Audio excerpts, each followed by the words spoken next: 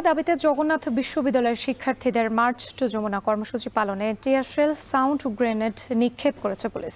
এরপরেও শিক্ষার্থীরা কাকরাইল মোড়ে অবস্থান কর্মসূচি পালন করছেন। এ বিষয়ে আরও জানাতে যুক্ত হয়েছেন মাছার ইমন। ইমন, কাকরাইল মোড়ে আর কতক্ষণ অবস্থান করবেন শিক্ষার্থীরা?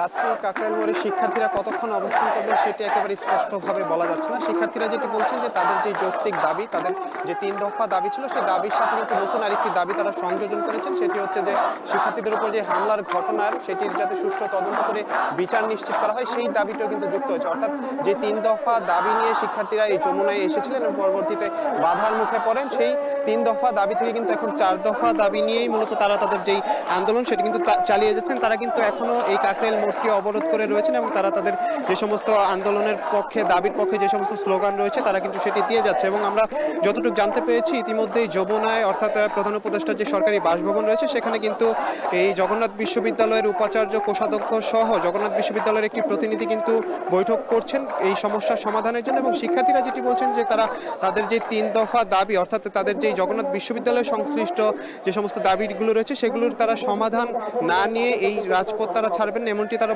বলছেন। আমরা দেখেছি এই স্থানে, অর্থাৎ তাদের এই আন্দোলনে কিন্তু কিছুক্ষণ আগে শিবির সভাপতি এসেছিলেন, তিনিও কিন্তু একাত্মতা প্রকাশ করেছেন এবং তিনি কিন্তু শিক্ষার্থীদের উপর যে ঘটনা ঘটেছে, অর্থাৎ যমুনায় যে শিক্ষার্থীদের উপর লাঠিচার্জ থেকে শুরু করে টিয়ার শেল নিক্ষেপের ঘটনায় কিন্তু তিনি নিন্দা জানিয়েছেন এবং তিনি বলছেন যে এই সমাধান, অর্থাৎ জগন্নাথ বিশ্ববিদ্যালয়ের যে সমাধান সেটি এই রাজপথ থেকেই আজকে আসতে হবে এমনটি জানিয়েছিলেন। এবং পাশাপাশি আমরা দেখেছি গণতান্ত্রিক ছাত্র সংসদ সহ বিভিন্ন সংগঠন, ছাত্রদের নিয়ে যারা কাজ করেন তারা কিন্তু এসেছেন এবং তাদের এই দাবির পক্ষে একাত্মতা প্রকাশ করছেন। এবং সবশেষ যে চিত্র কিন্তু আপনি দেখতেই পাচ্ছেন যে পুরো যে কাকরাইল মোড় রয়েছে সেই মোড়ে কিন্তু এখনো কিন্তু শিক্ষার্থীরা অবস্থান করছেন এবং তারা কিন্তু তাদের দাবির পক্ষে স্লোগান দিয়ে যাচ্ছেন। আমরা পাশাপাশি দেখেছি যমুনার সামনে আইন শৃঙ্খলা বাহিনীর উপস্থিতি, সেনাবাহিনী রয়েছেন, তারাও কিন্তু নিরাপত্তা যাতে কোনো কারণে বিঘ্নিত না হয় সেই বিষয়টি দেখছেন। সার্বিক যে চিত্র আমরা দেখতে পাচ্ছি যে শিক্ষার্থীরা যেটি বলছেন যে তাদের যে 3 দফা দাবি ছিল, অর্থাৎ জগন্নাথ বিশ্ববিদ্যালয়ের যে হল সংকট রয়েছেন এবং হল সমস্যার সমাধান হওয়ার আগ পর্যন্ত তাদের যেই বৃত্তির ব্যবস্থা করা, সার্বিক যেই